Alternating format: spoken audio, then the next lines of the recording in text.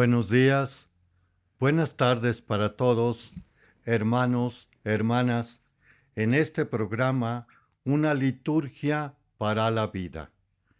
Les habla el Padre Víctor Anguiano de la Diócesis de San Cristóbal de las Casas en la parroquia de San Francisco de Asís en San Cristóbal de las Casas.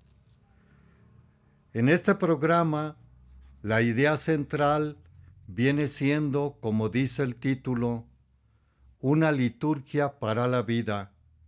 Necesitamos imbuirnos en esta pastoral litúrgica, que son una de las 3 pastorales que toda parroquia debe de dinamizar en cada una de estas parroquias o iglesias particulares.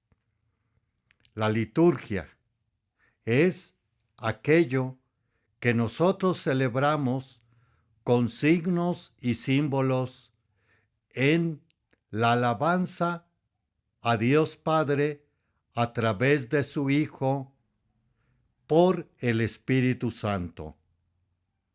Hablábamos el domingo pasado precisamente la idea de este año litúrgico, que allá en el año 62 fue con el Concilio Vaticano II, fue el primer documento constitutivo de esta asamblea.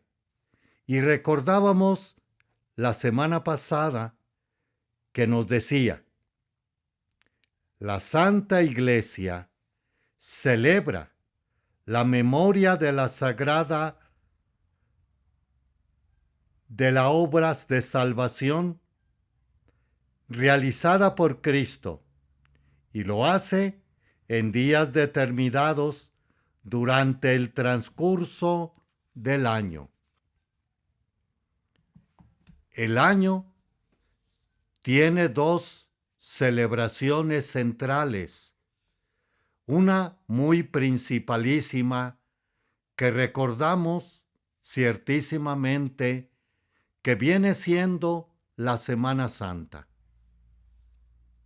que durante 50 días, hablábamos ya, la celebramos, que llamamos Pentecostés. La otra fiesta que ya se acerca viene siendo la Navidad, la Natividad del Señor. Previo a estas 2 fiestas, encontramos preparación.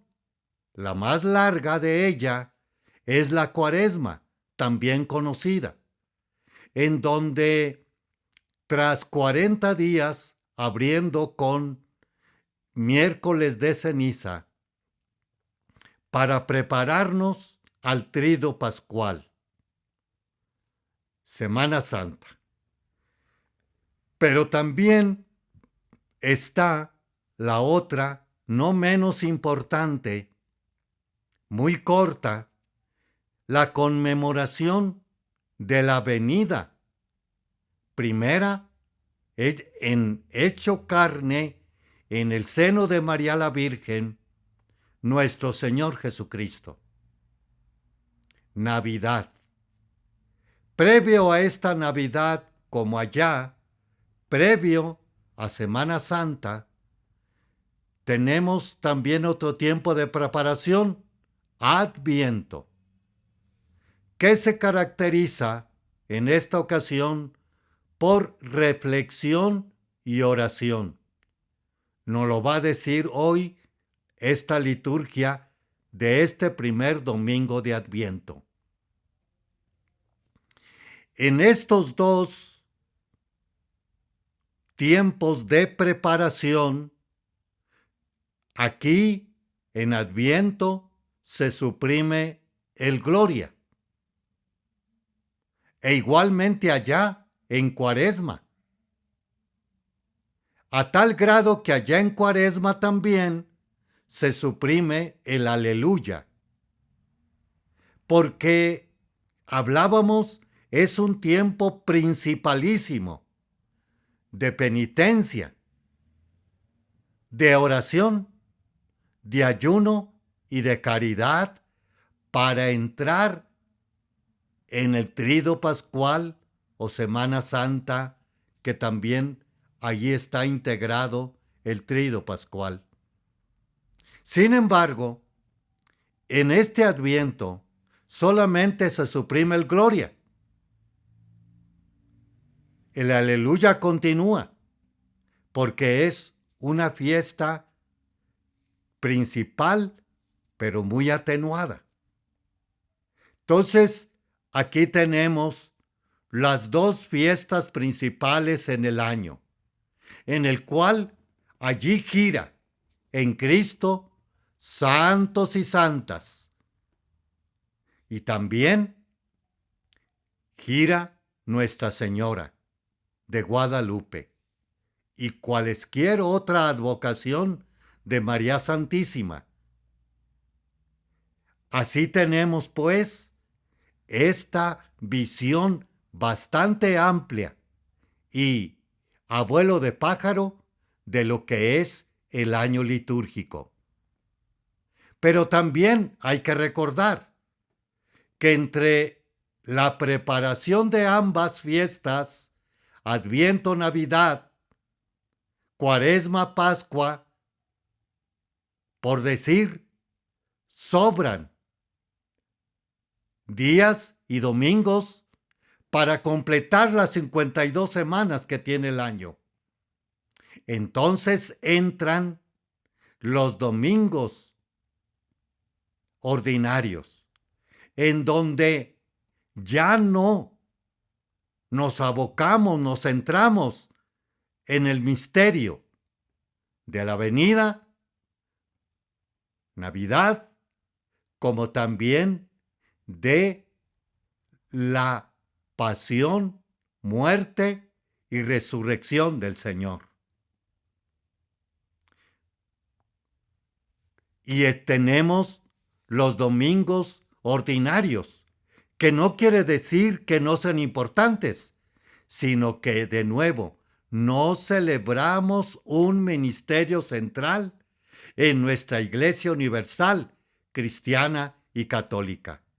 Pero también no se nos olvide que hay otras celebraciones de santos y santas, como va a ser el día 12 de diciembre en México, que vamos a considerar a nuestra Madre bajo la advocación de Nuestra Señora de Guadalupe. Vamos a hacer un espacio y regresamos.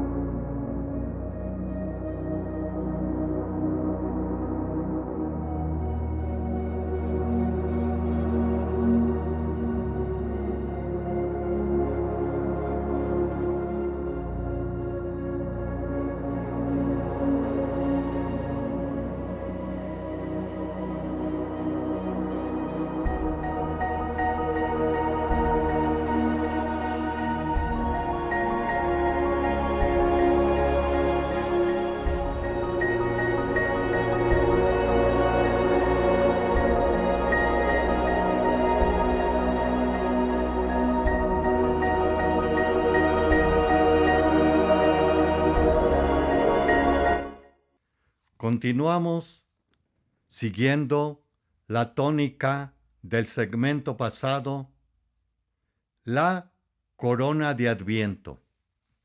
La vemos en la iglesia, es generalmente un círculo con 4 velas de diferentes colores.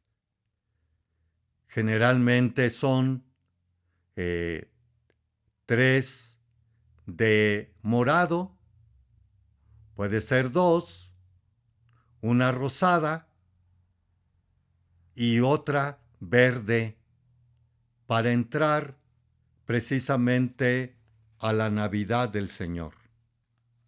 También últimamente ha habido esta devoción en las casas para precisamente bendecirlas y también llevarla a la casa y poder nosotros encenderla recordando precisamente esa preparación que se tiene desde la familia como de la iglesia para esta venida del Señor.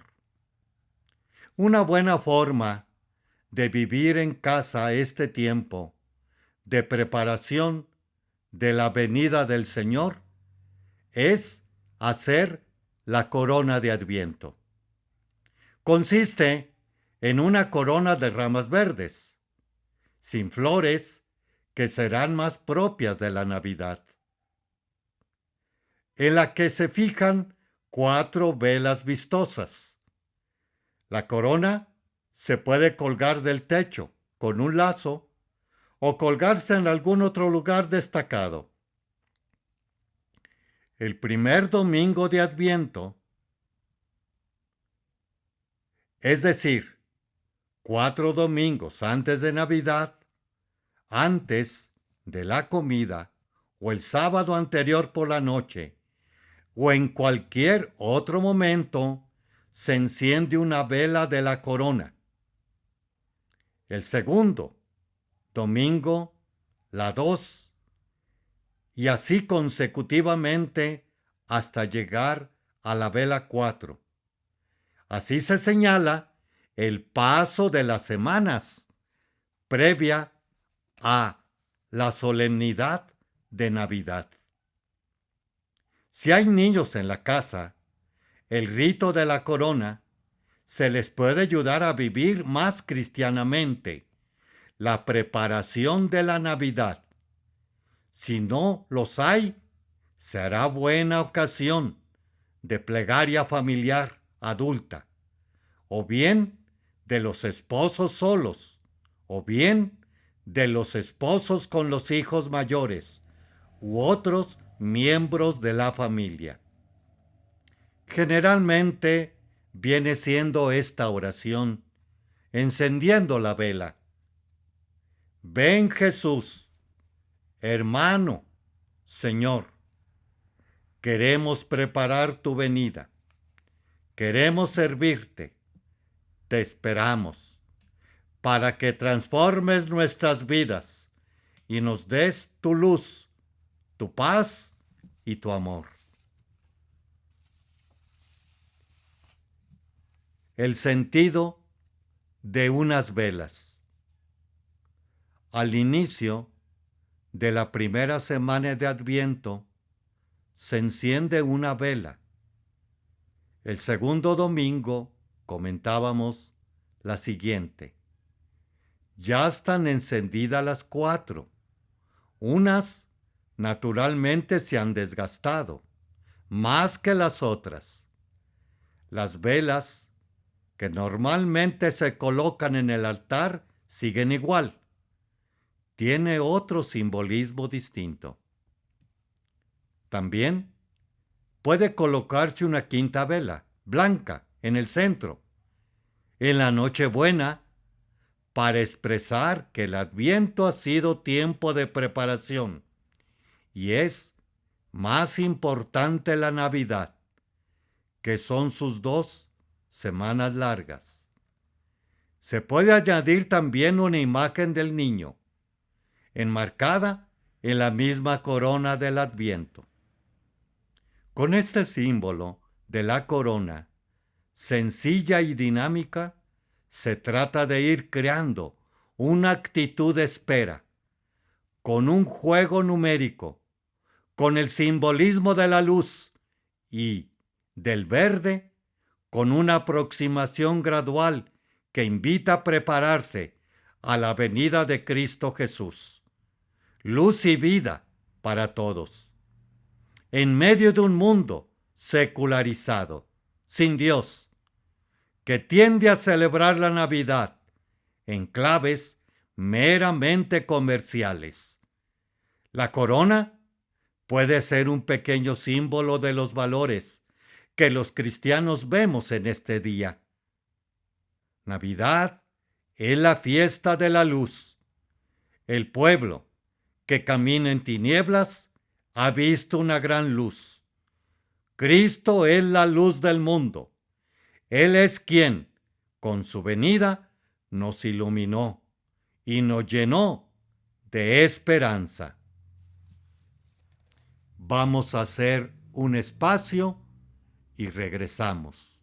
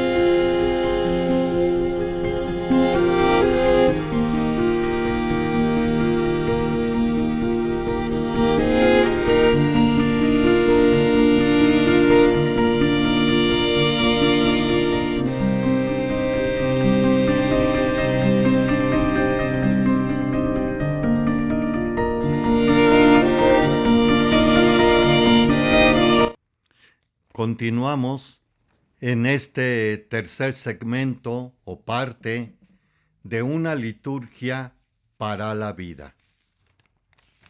Abrimos con este nuevo año, como decíamos en el segmento primero, un año nuevo en la fe, en la liturgia, en la iglesia.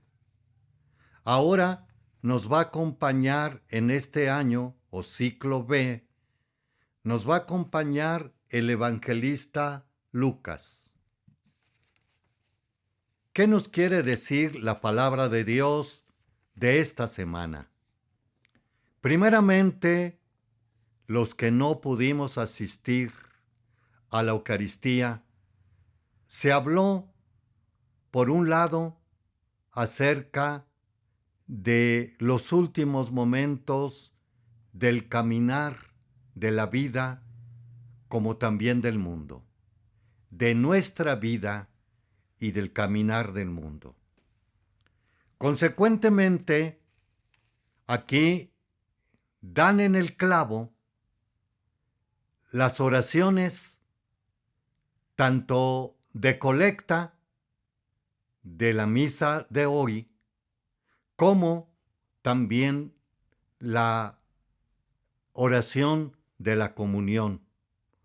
Nos dan la clave tras lo que nosotros oímos en el Evangelio, que desafortunadamente pues nos trauma, y varias religiones han tomado esto como una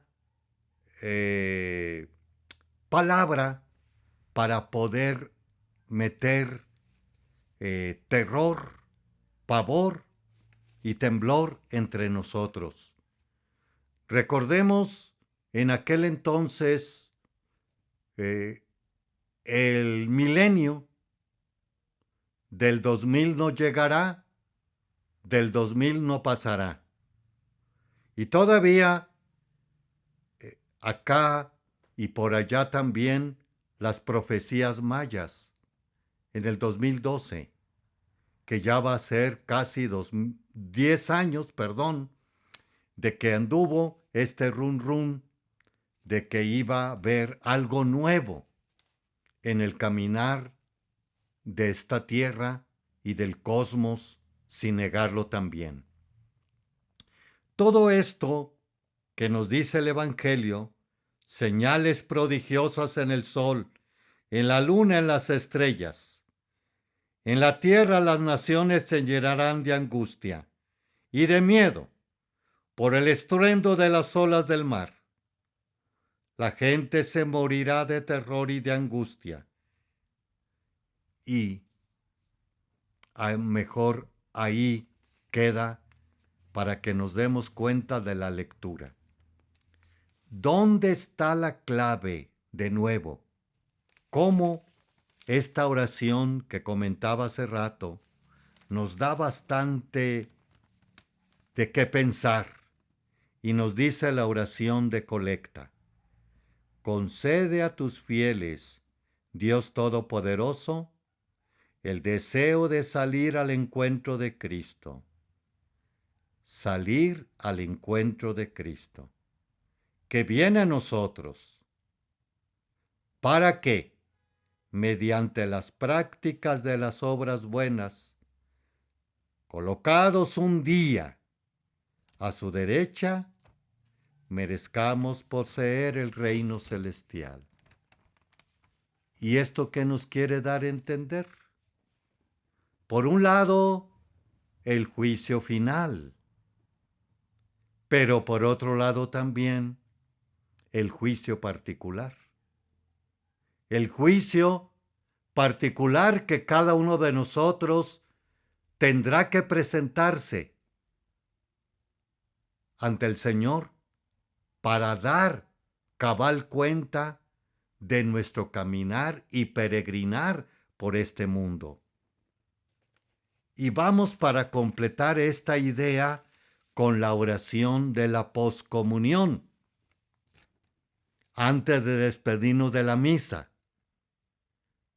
Y se dice así: Señor, te pedimos que nos aprovechen los misterios que hemos participado, la Eucaristía, la palabra de Dios, mediante los cuales, mientras caminamos en medio de las cosas pasajeras, nos inclinas ya desde ahora a anhelar las realidades celestiales y a poner nuestro corazón en las que han de durar para siempre.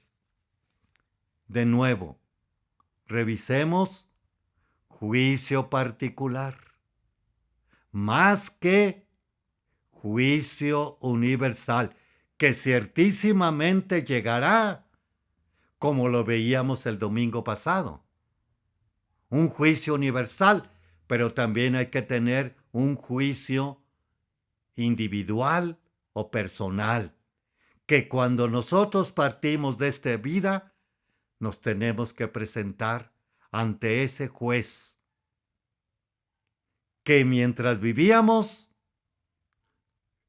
Padre misericordioso y hermano, justo y bueno, pero cuando muramos, va a ser el justo juez. A tal grado que allá por los años 68 o mediados de los 60 se construyó la Basílica de Guadalupe. Si nosotros la vemos, es redonda, como los parámetros que dice la liturgia, que el altar debe de estar en el centro y alrededor del altar los participantes, porque la Eucaristía y la palabra es el centro.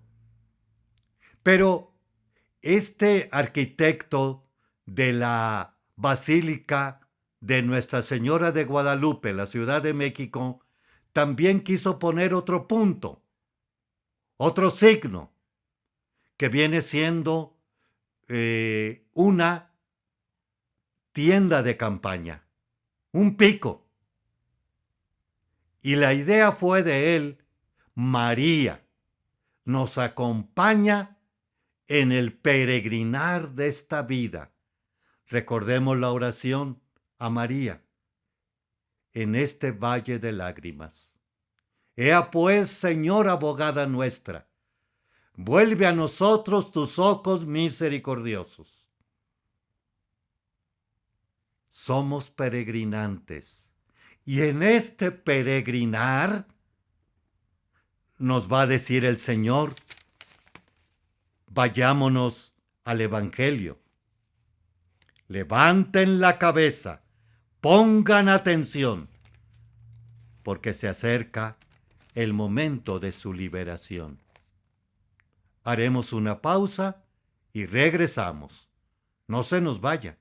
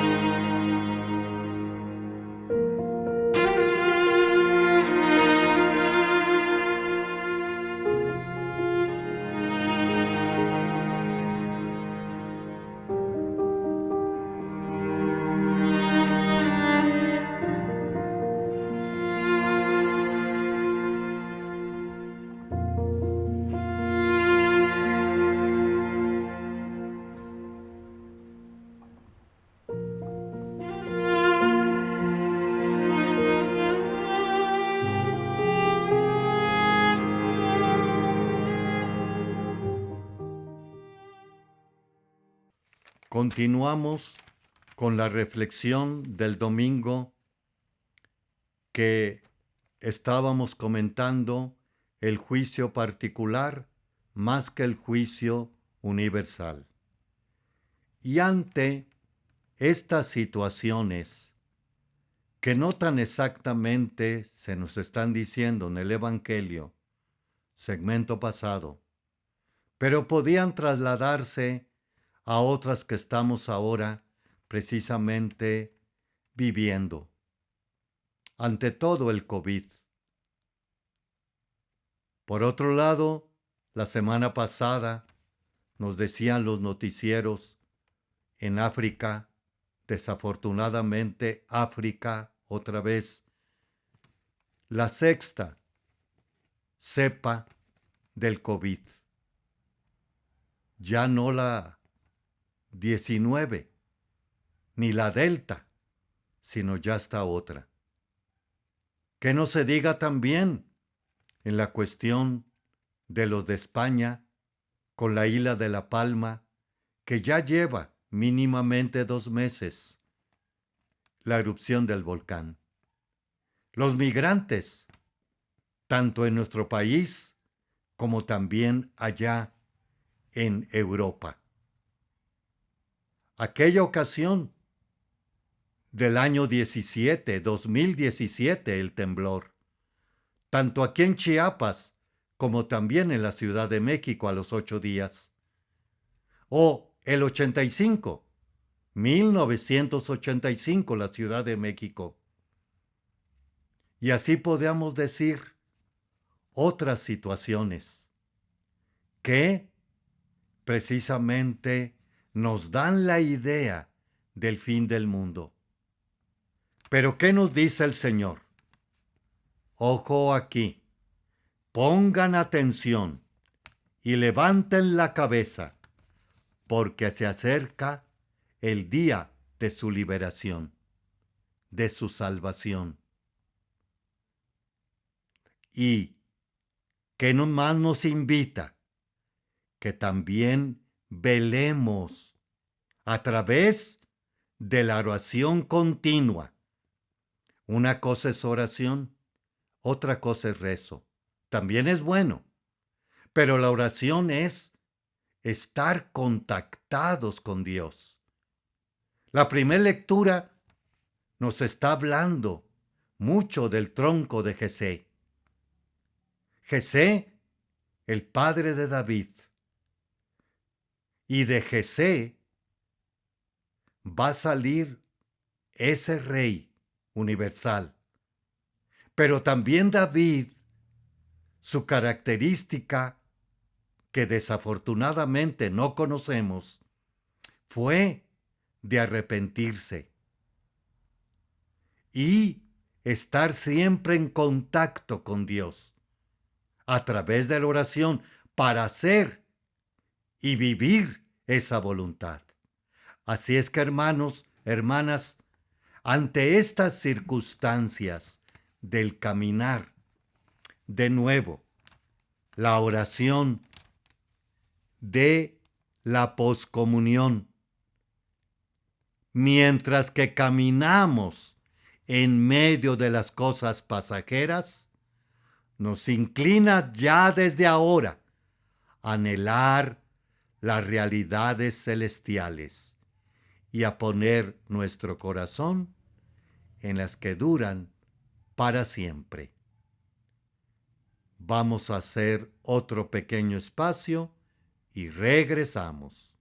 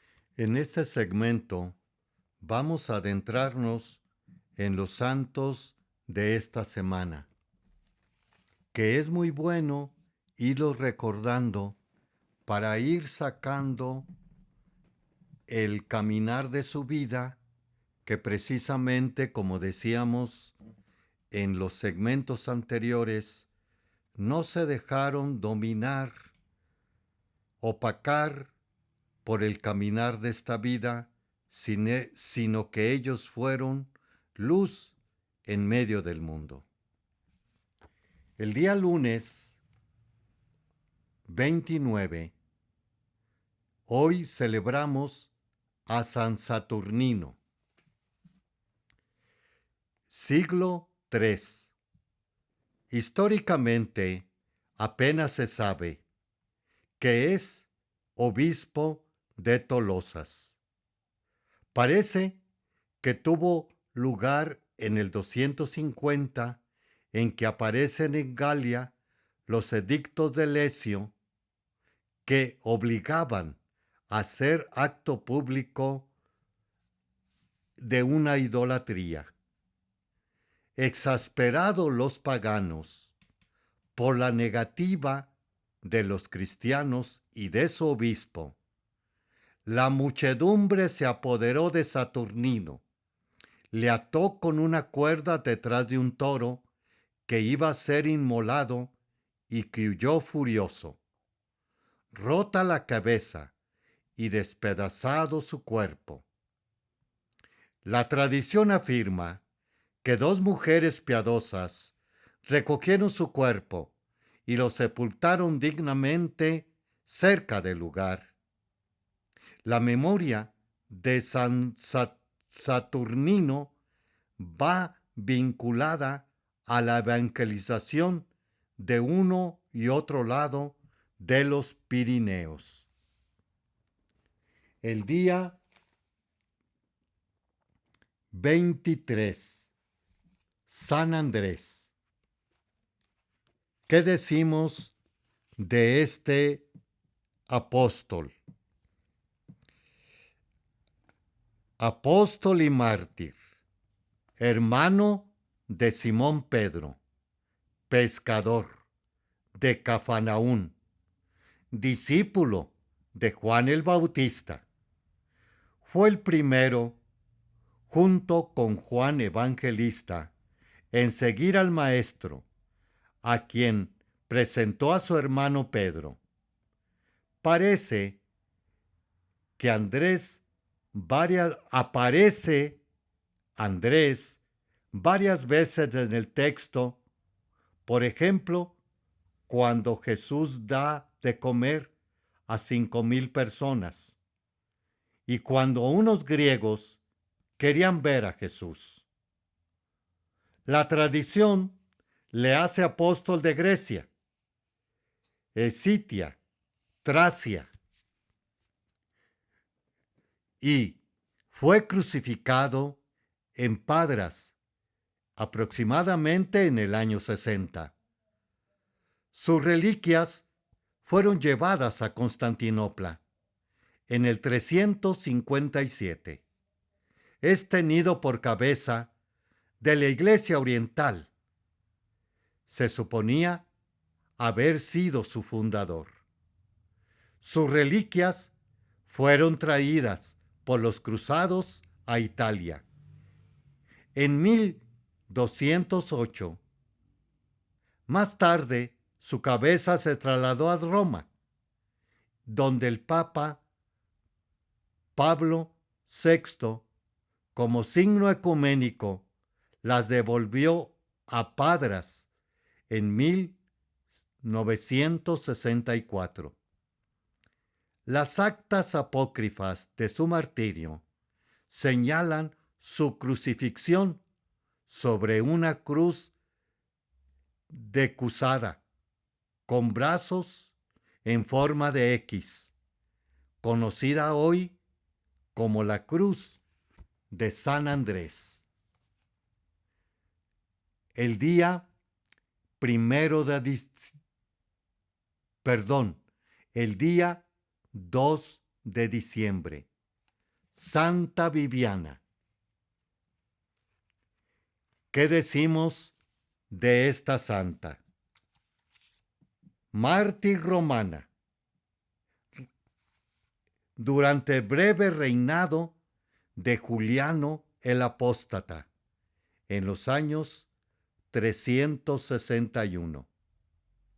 Entre los 7,000 muertos cristianos, se supone también muerta Viviana, junto a su padre Flavio, su madre Dafrosa, su hermana Demetria y Balbina.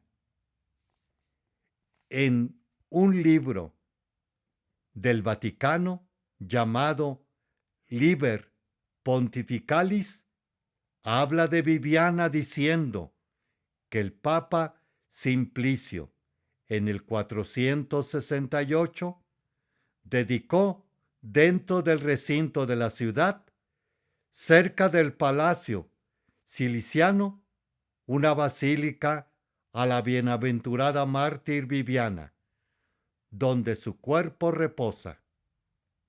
Bajo el altar mayor, las reliquias de la santa, conservadas en 2 vasos de vidrio. El 3 de diciembre, Francisco Javier. Nace en 1506, de noble familia, en el castillo de Javier de Navarra. En 1525 estudió en la Universidad de París. Maestro de artes, se unió a San Ignacio de Loyola, formando un grupo de 7 con los votos de ir a Tierra Santa. Se pusieron a disposición del Papa para ser enviados a la misión, con ánimo de evangelizar las llamadas Indias Orientales. Se dirigieron su apostolado de cristianos predicando contra su crueldad con los esclavos y las relajaciones de costumbres. Los pescadores parabas. Después también llegan a Ceilán, a Málaga, a las Islas Molucas. En 1549 pasan a Japón, donde es la delicia de su alma. Durante 60 años fueron objetos de dura persecución, que culminaría en los mártires de Japón. De vuelta a Goa, partió a China, presa de la fiebre y exhausto de fuerzas, invocando a la Santísima Trinidad y pronunciando el nombre de Jesús, muere a los 46 años, el 2 de diciembre de 1562. Y finalmente, tenemos a San Juan Damasceno el 4 de diciembre. ¿Qué podemos decir de este santo? Doctor de la Iglesia. Hacia el año 650. Familia árabe cristiana. Educado por el monje siciliano Cosme. Entrando como monje de San Sabás, junto con San Germán y el Papa Gregorio II, uno de los primeros defensores del culto de las imágenes. Juan se sirvió de la pluma. Escribió 3 importantes obras contra los iconoclastas, que le mecieron la furia de sus enemigos. También tiene himnos litúrgicos titulados La Fuente del Saber. Primer compendio de teología. La tercera parte de su obra, Fe Ortodoxa, recoge la tradición universal de la Iglesia, expuesta de forma racional. Aparecen expuestos también los misterios de la Trinidad, la encarnación del Verbo, presencia real de Jesús en la Eucaristía, asunción de María a los cielos y perseveración de todo pecado. Contemporáneo de San Beda, fue declarado doctor universal en 1890. Hasta aquí, hermanos y hermanas, este programa de una liturgia para la vida. Estamos también en el canal de YouTube Liturgia para la Vida, o también el Padre Víctor Anguiano. Le esperamos, si Dios nos prestara vida, la siguiente semana. Feliz día para todos, buenas noches para otros más.